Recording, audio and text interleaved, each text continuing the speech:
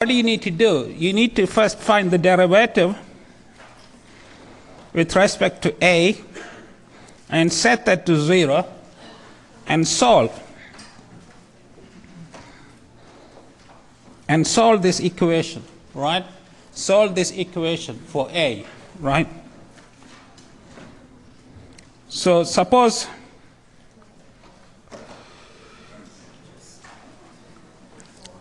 a equal to a0 is the solution, right?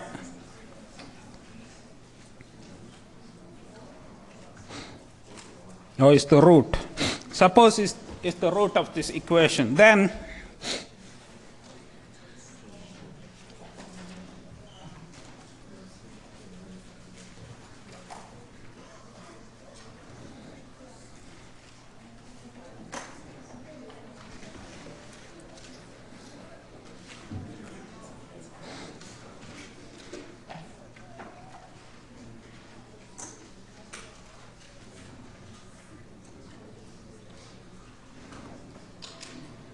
right? Don't you know this stuff, guys, from calculus? Or had you already forgotten what you learned in calculus? It's only a few months ago, right? So if the root of this equation satisfies this, then it minimizes the function g, right? And that's all you need to do. It's not a lot of work. It seems some of you did not understand the question. I mean, which I find difficult to understand because you just finished doing a course in calculus, so you should know how to do questions like this, right? Okay, guys, any questions you have? No? Yes? Just feel free to shout at me, guys. I mean, I'm here to support you 24/7, 7 days a week. Right, so any questions you have? Also try to Zoom me. Why you guys are afraid to Zoom me? Like I asked you to Zoom me because I'm on Zoom all the time, 24/7. Right? Okay, now the next thing is quiz 2. Quiz 2 is due next Tuesday, which is the 11th of February. This is quiz 2. I mean, don't give me the wrong quiz. Some of you did give me the wrong quiz last time. I don't know where you got your quizzes from. This is online. I mean, you should go to the course web page, which is not password protected. This is quiz number 2. So don't give me something which is not this one, because if you do, you get 0 mark. Okay. All right. And also, like last time, please try to hand in the work on Monday or before Tuesday next week, because it gives me enough time to mark and scan and email, which is, as you can appreciate, is a lot of work for me. I need to do all the work. I don't have any assistants helping me. So I would appreciate if you could hand in the work before Tuesday next week, or at least on Monday next week. Okay, guys? Any questions, guys? Are you all right? Okay, good. So remember, this is quiz 2, not something different. Okay, next thing is, I just want to summarize what I did on Tuesday this week. If you were here, the stuff I did on Tuesday is as follows. I talked about, I did 2 examples, which I'm not going to go through.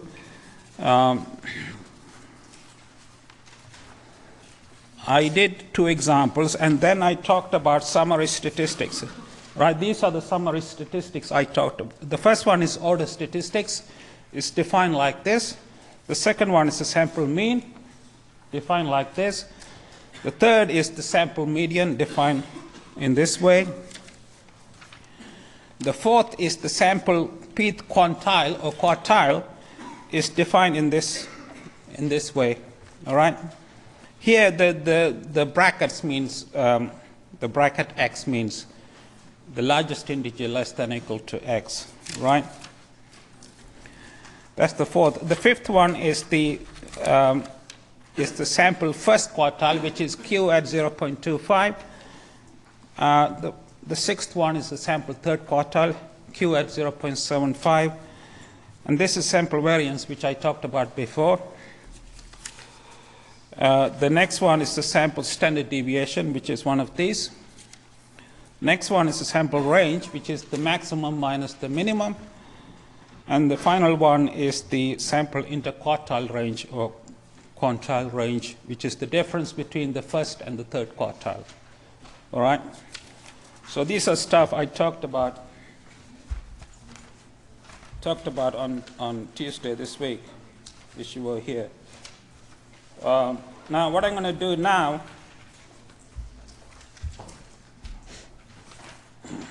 all right.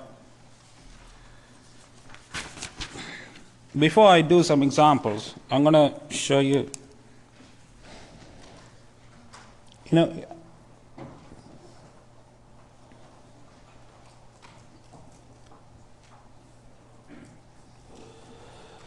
I know this course puts a lot of emphasis on R. I'm sure some of you don't like R, but you had to put up with it.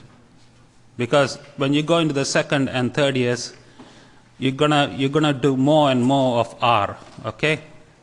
So it's really important that you do. So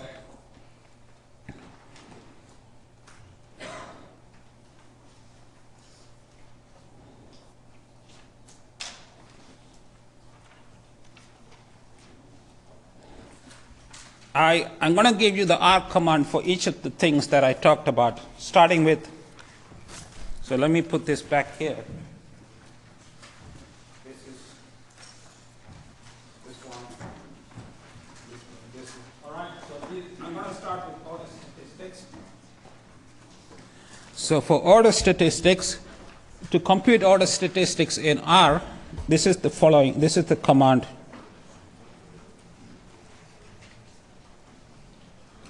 This is the command you will, this is the R prompt, right?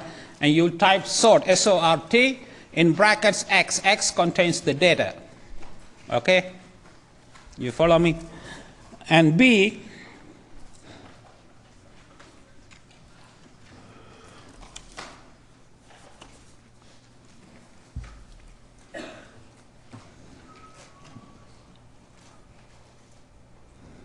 for sample mean,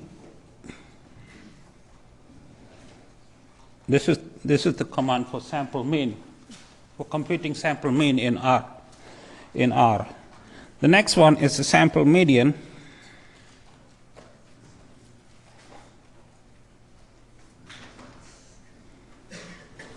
The command for sample median is median bracket X. X contains the data. The next one, okay, go back to the next one here. The next one is this guy here, the sample fit quartile or quantile.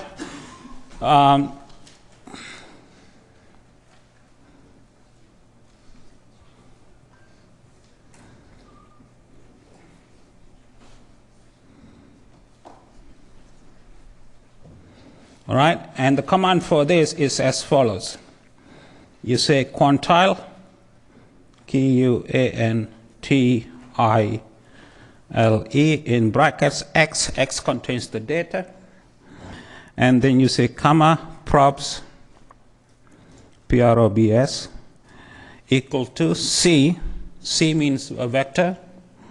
Then in brackets you put the value for P. Remember, P must be a number between 0 and 1. So whatever value for P, it will return the quantile, okay? So that's D. Now E is the, here we are. E is this guy here. The sample first quartile.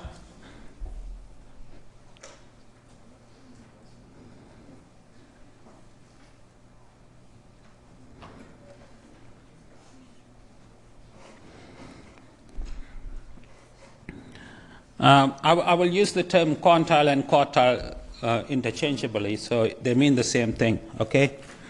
So for computing this in R, you use the following command, quantile,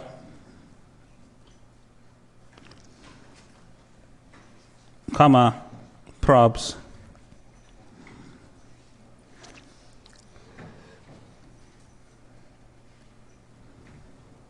All right, this is the command you will use, right? Okay, guys, and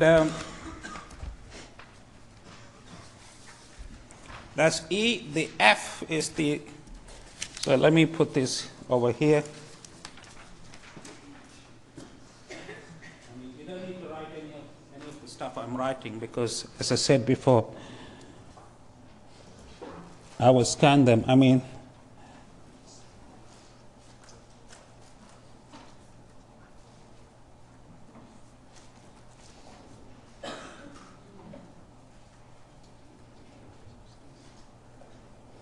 the sample third quartile. To compute the sample third quartile, you will use the following command: quantile. X is the data, then probs C 0.75. Okay, that's F, and the next one is G and H. All right. Next one is G. Next one is G, which is the sample variance.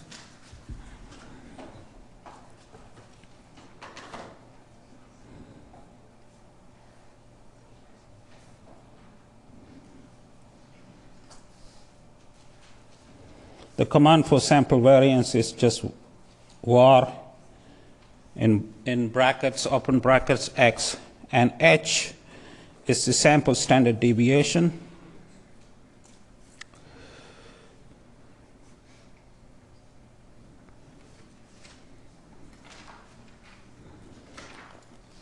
The R command for that is SD for standard deviation, in brackets X, right?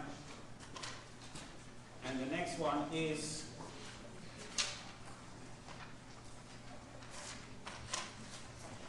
this one, sample range.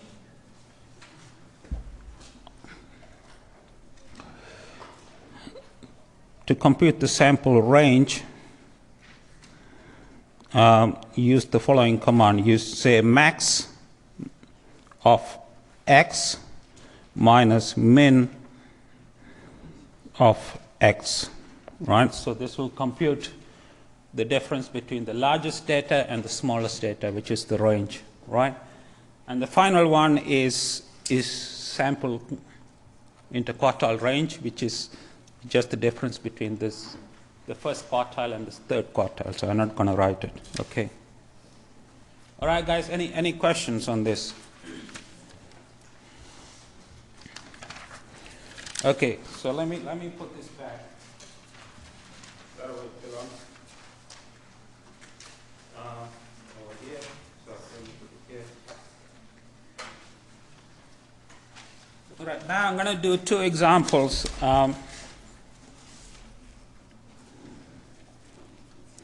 Example 1.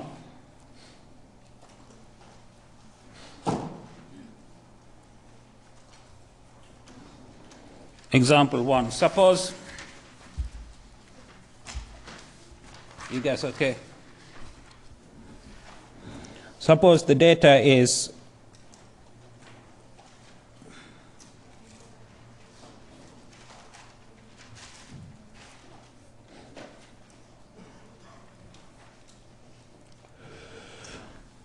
suppose you have this data. You have 3 data points, 6, 3, and 0. So you have the sample size is 3. All right? Number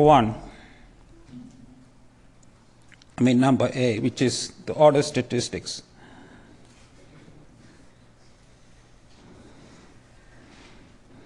So what would be the order statistics, guys? You tell me. It would be 0, 3, 6. So this is X. I mean, this is nursery stuff, guys. Treating you like nursery.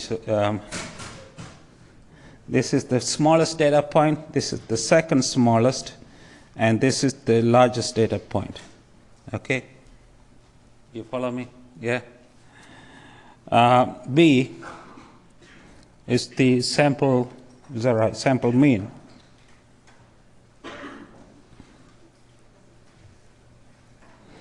Sample mean is x bar, which is 0 plus 3 plus 6 divided by 3, which is 3. Okay. All right, the next one is sample median.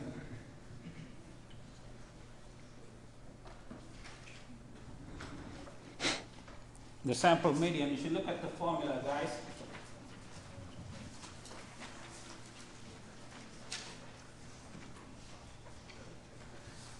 This is the formula I gave you, right? The n is an odd number here, all right? So n plus 1 by 2 will be, what would that be? Will be 2, right? Which is 3. So the sample median is 3. You follow me or not? Okay. And the next one is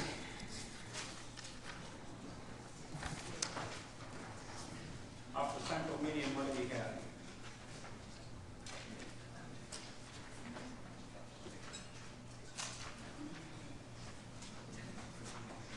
Sample cube quartile. So let me show you the formula for the sample cube quartile, which is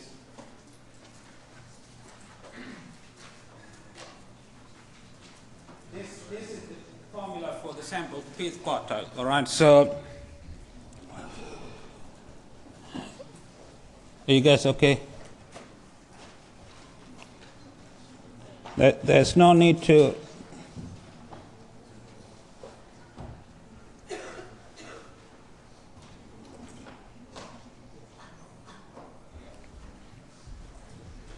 this is the formula for, so suppose you want to find the sample pith quartile at p equal to 0.1. All right, so q at 0.1 will be, no, before I do that, okay, let me compute r prime. R prime, you should look at the formula, is p times n plus 1, which is 0.1 times 4, which is 0.4. Now, what's the integer part of this, guys? Is 0. Okay? So, if r prime is 0, then q of, because of this statement here, right, because of this statement, q at 0.1 will be x, the smallest data, which is 0. Now let's take p to be, say, something more meaningful, say 0.4. In this case, r prime will be 0.4 times 4, which is 1.6. Okay, the integer part of 1.6 is, come on guys, talk to me, is 1, all right? It's the largest integer less than or equal to this, which is clearly 1, right? So q at 0.4 will be, using that formula over there, x in brackets 1, okay, plus r. R is simply n times p plus 1, which is 1.6. minus 1, then in brackets x2 minus x1. Okay, this is what you get. All right, so this will be, the smallest data is 0, 0.6 multiplied by, the difference between these two is 3 minus 0. So the answer is 1.8. Do you follow how I get this or not? Yes or no? Guys? This is very easy to use. All you have to do to compute is r prime, which is the integer part.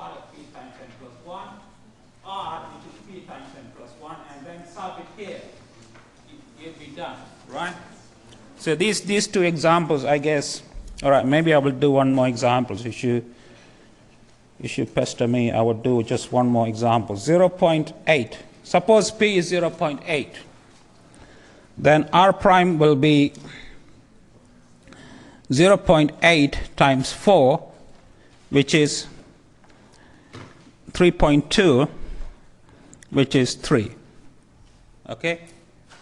So if R prime is 3, according to this, the last statement here, according to this, the Q at 0.8 must be the largest observation, which is X sub 3 in brackets, which is 6. All right, so I've done 3 examples on the use of that formula.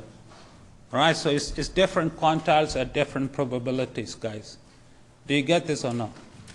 This is not rocket science, guys. It's easy, right? Okay, guys. All right, the next one, that's the sample quartile. The next one is the sample first quartile and third quartile. So let me move on to this. So let me put this here. If you want to copy, you don't need to copy. So next one is E, which is the sample first quartile. All right, so for the sample first quartile, you choose P to be 0.25. So R prime will be 0.25 times 4, which is 1, which is 1. Okay? You guys with me or no? Okay? So if you use the formula Q 0.25, this will be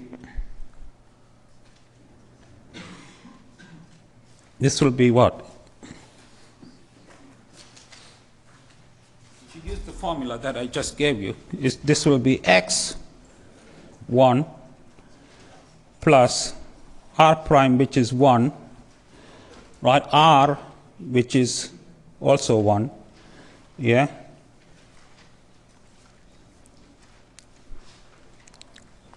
So this will be simply X sub 1, which is 0. So the first quartile is 0. You follow me? Okay. Let's E. Next one, F. Sample third quartile. For this, you just need to pick P to be 0.75. Okay. So R prime will be 0.75 times 4, which is, what is that, guys? Is 3. So it's equal to 3. Okay, and because R prime is equal to n, in this case it's clear that because R prime is n is the sample size, which is also 3. So this must be the same as X sub 3 in brackets, which is 6. All right? Are you guys with me or not? All right? And the next one, G. G is the sample variance. Let me see. A, B, C, D.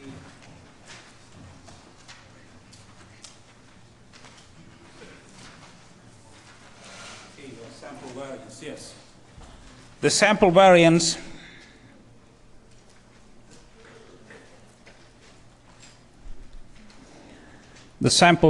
okay, I'm gonna use the biased version first.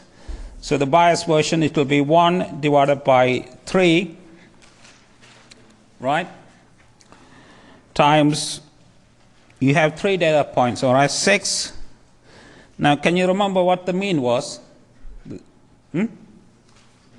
What was the mean? 3, right? 3. So 6 minus 3 squared plus 3 minus 3 squared plus 0 minus 3 squared. All right, so if you do the math, this will be 1 over 3, 9 plus 0 plus 9. So it will be 3 plus 3, which is 6, for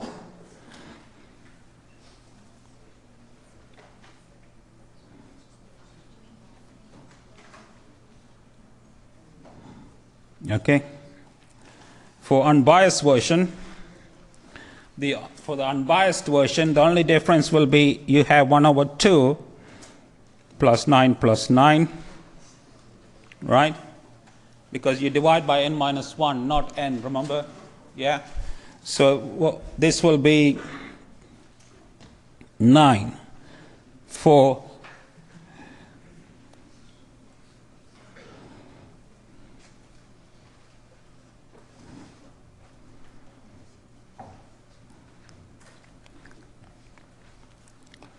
okay, guys, you with me? So this is easy to compute, right? The next one,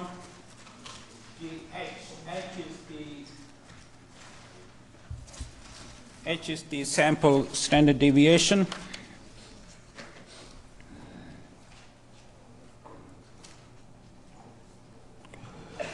Sample SD for short. Okay, so sample SD is just the square root of that. So it will be either the square root of s, so square root of 6, or the square root of 9, which is 3. Okay, you follow me? Yeah. Now next one is the sample range.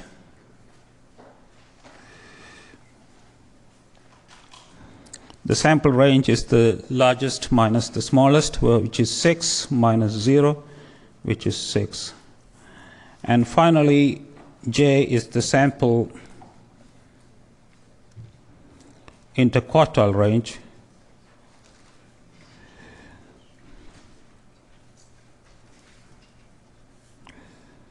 The sample interquartile range, also known as IQR, is going to be equal to the difference between the third and the first quartile, which are the third quartile is 6 and the first quartile was 0, right? So the answer is 6, okay? So this is a very simple example on the summary statistics. I mean, I chose it to be just 3 data points to make things easy for me, all right? Okay? Any questions so far, guys? No? It's too easy for you, right? I mean, things will get harder, but in a while. But so, all right. Next thing, I wanted to do 2 examples, but I don't think I have the time. So I will just stop with 1 example for now. But the next thing I'm going to talk about is. So far we talked about summary statistics, right? But there are also other ways of summarizing data, like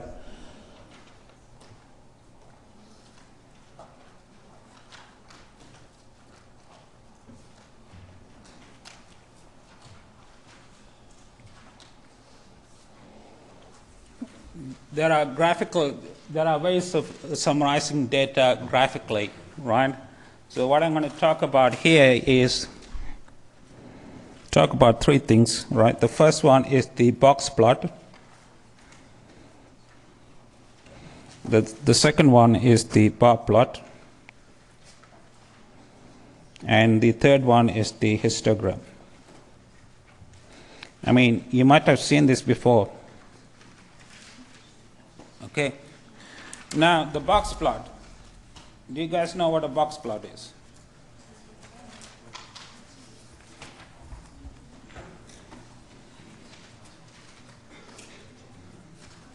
All right. The box plot looks something like this. Okay? So, just listen to me, all right? There are various lines. The line in the middle is the median, which you know how to compute. This line here is the first quartile, which you know how to compute. This line here is the third quartile, which you know how to compute, right? And this bar here, right? This bar here is the distance. In other words, the distance between this guy and this guy is 1.5 times IQR. Remember, IQR is the interquartile range, which you know how to compute, right? So the distance from this line to this line is 1.5 times IQR. Some of you are sleeping. You didn't have enough sleep or what? Come on, guys. And similarly, the distance from this to this guy here is 1.5 times IQR. All right? And so this is known as the lower adjacent, and this is known as the upper adjacent, right? Anything that falls below this, above this, is known as an outlier. So if a data value is smaller than Q 0.25, right, minus 1.5 IQR, right, or larger than Q 0.75 plus 1.5 times IQR, right, then it is an outlier. Okay, guys, you follow what I'm saying, okay?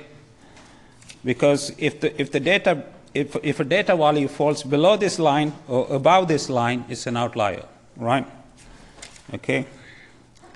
The next, so this is the box plot. The next one is the bar plot. Bar plot is easy to. I will show you in a minute how to draw. This is a bar plot. Like here, like these are the 5 parties, right? Conservative, Labor, and so on. And this gives you the number of votes received for each party. It's easy, right? And the next one is a histogram. This is the histogram. It looks here, for example, on the x-axis is the lifetime of a battery, and on the y-axis it gives you the density. So according to this picture, you can see most batteries live between they have a lifetime between 3 and 3.5. Yeah? Okay, that is this bar here, right? Okay. So these are three pictures. Now, let me show you. Put them over here. The R commands are as follows.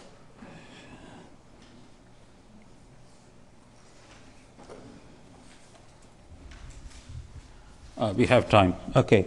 For box plot,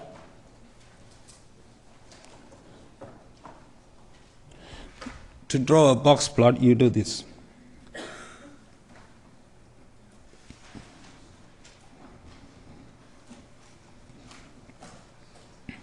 This is the command. BOXPLOT, in brackets the data set, right? To draw a bar plot,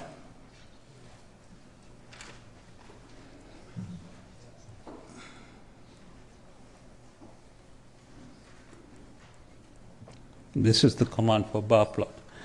And to draw a histogram,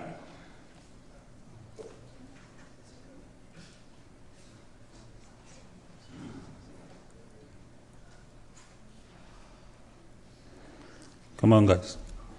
This is the HIST, in brackets the data set, right? So this is the formula for, the command for drawing a histogram in R. Okay? Are you guys with me? Yeah. Okay, the next thing, Yeah, I need to say a couple of things about the shape of the histogram. Right. If a histogram looks like this, right? If it looks something like this, right? That's known as the skewed. So it's known as the skewed distribution.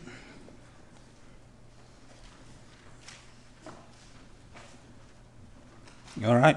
If a histogram looks like this, right, where the quantiles are ordered like this, then that's known as a symmetric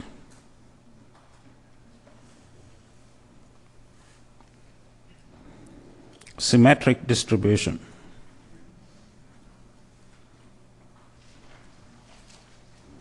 All right, so this is skewed, this is symmetric. So depending on the shape of the histogram, right? And okay, that's so. And also there are different kinds. There are different kinds of skewness, and so I will say just one thing about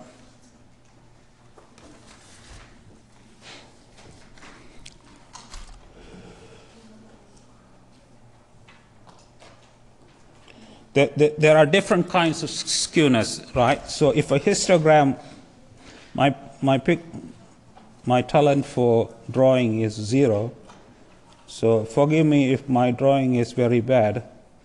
So if a histogram looks like this, then this is known as positively skewed.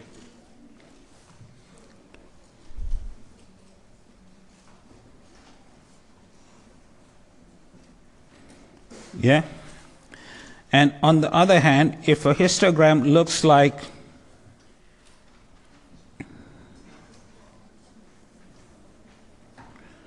this, then it's known as negatively skewed.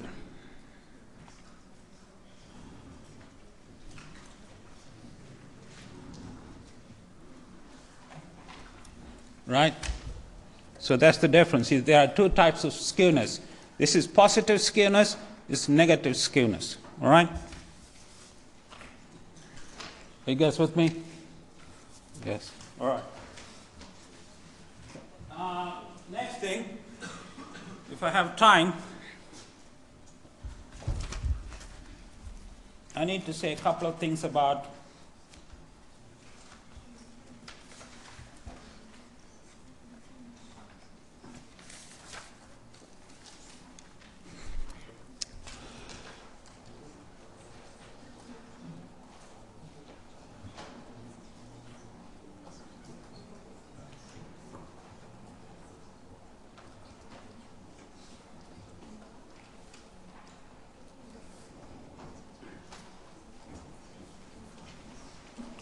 come on, guys, just bear with me. I'm not going to take your whole day, right?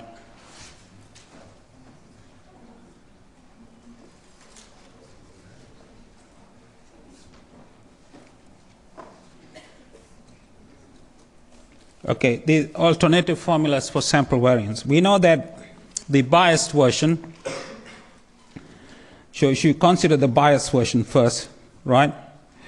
The formula for the sample variance is the following. Okay. This is, I already mentioned this a couple of times, right, at least. But this can also be written as follows.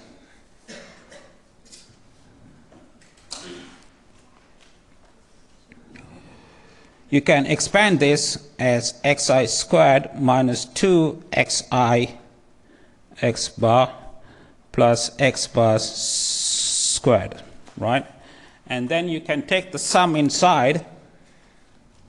This is where algebra comes in. So you should take the sum inside, guys. It becomes sum of xi squared minus 2x bar, sum of xi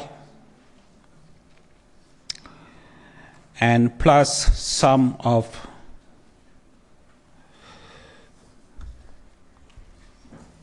x bar squared. right? Okay, so this becomes 1 over n times the sum of xi squared, right? Now this guy here, the sum of xi, you can replace that by n times x bar, okay? And this guy here, because x bar squared is a constant, we're summing a constant from 1 to n, it will be n times x bar squared. All right, so the final answer, the final expression will be something like this.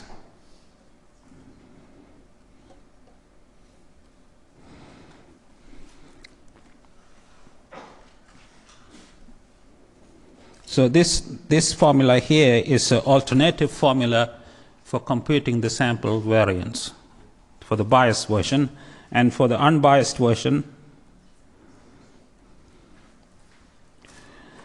the only difference will be this. In place of n outside, you have n minus 1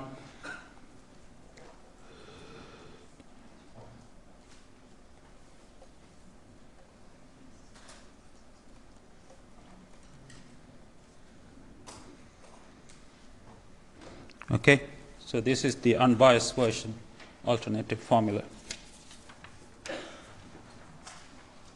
All right, and also I want to give you, if I have time, oh, I have time.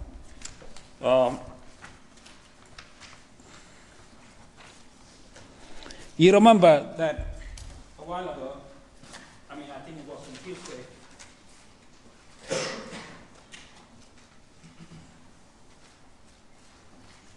trying to find what it is.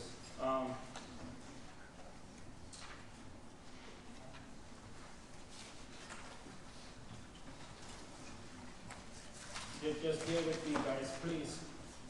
Be patient. Here we are. This is the formula that I gave you for the sample median, right? Now that formula can be proved.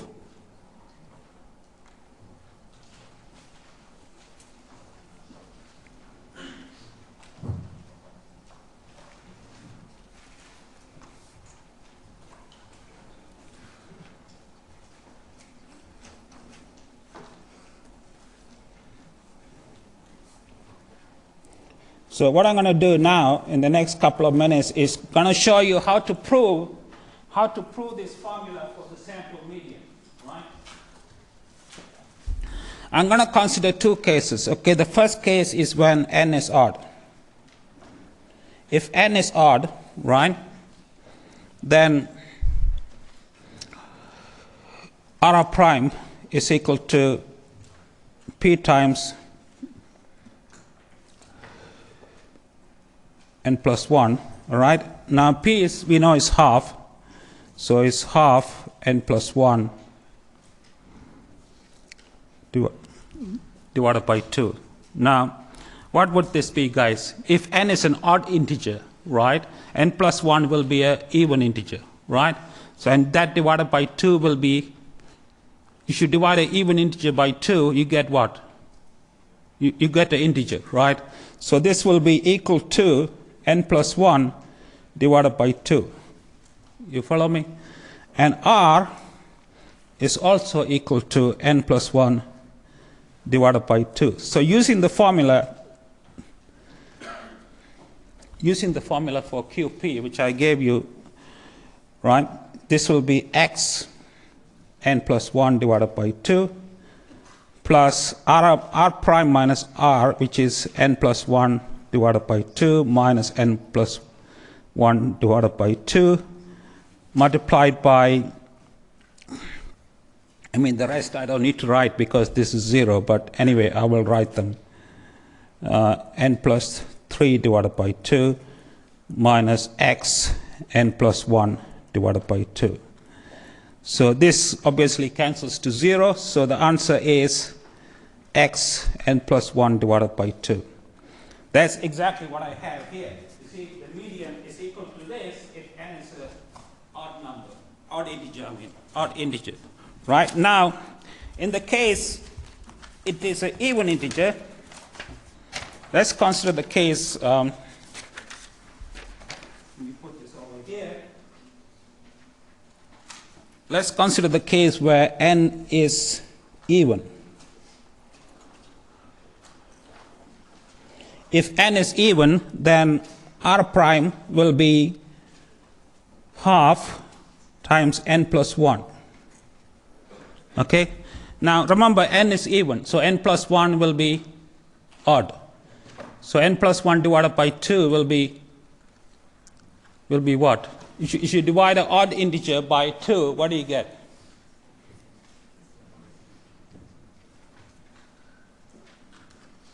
Come on, guys.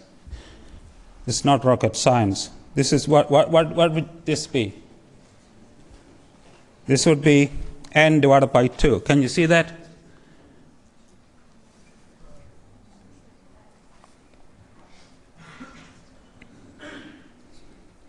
This would be the same as n by 2, right?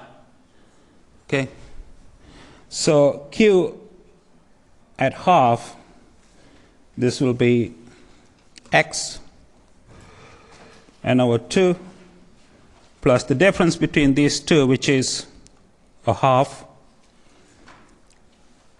then x n over 2 plus 1 minus x n over 2. All right, so the proof is complete. This is exactly the same as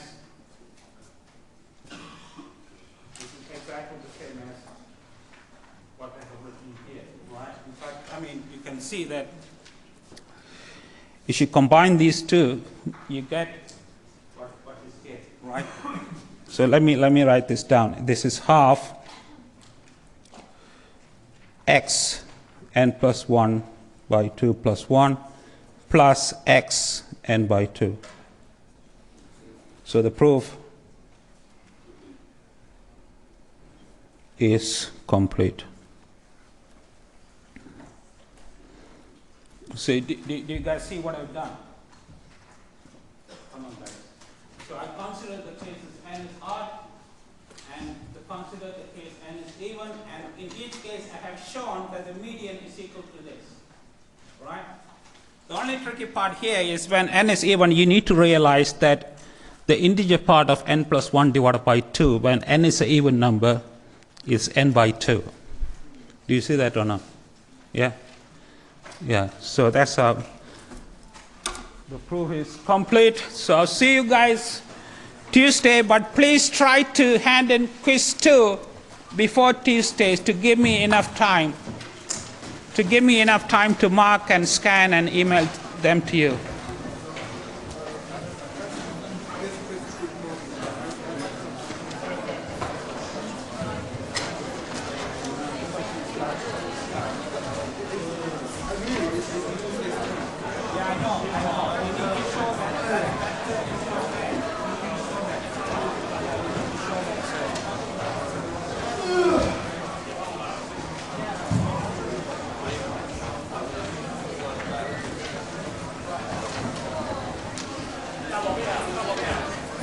Thank you, ma'am. Have a good day.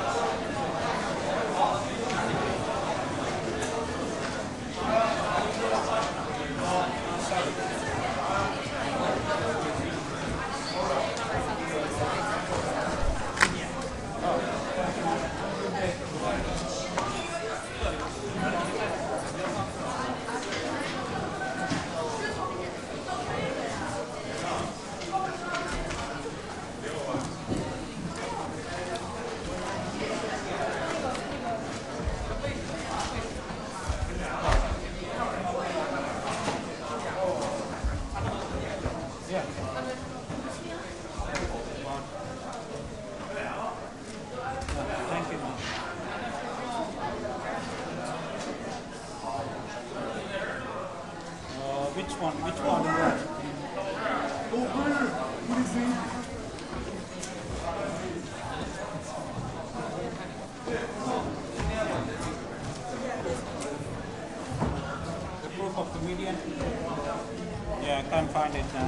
What about the proof? I mean, which part you don't understand? Yeah. The brackets represent the integer part. So if you have n over 2 plus 1, the integer part is n over 2. Do you follow that or not? Yeah. It's not the integer part. It's the largest integer less than or equal to x matrix. Do you guys have the same question? It is like rounding, yeah, but you round to the largest integer below. Below, yeah. You always round to the integer below. So it is like 1.9999, that'd be 1, right? That'd be 1 all the time. Yeah. So just a minute. I'm trying to find. Excuse me.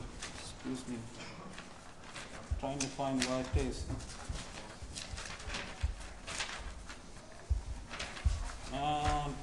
Don't know where it is from now. But is it the proof question you have? No, not the proof. I just wanted to know the meaning of that.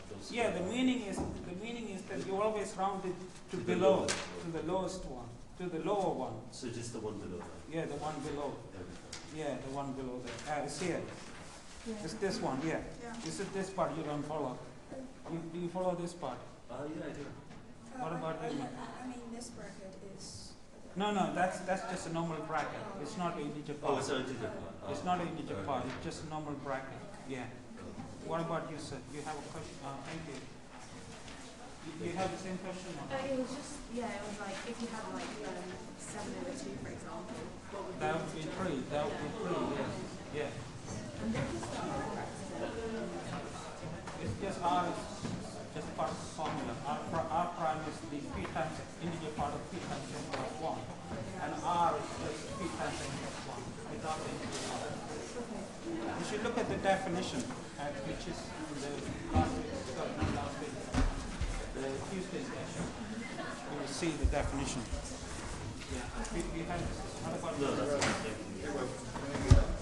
It's mainly that. Yeah, I'll see you guys. Thank you. Sorry, man. Sorry, too many questions. That's good. Yeah.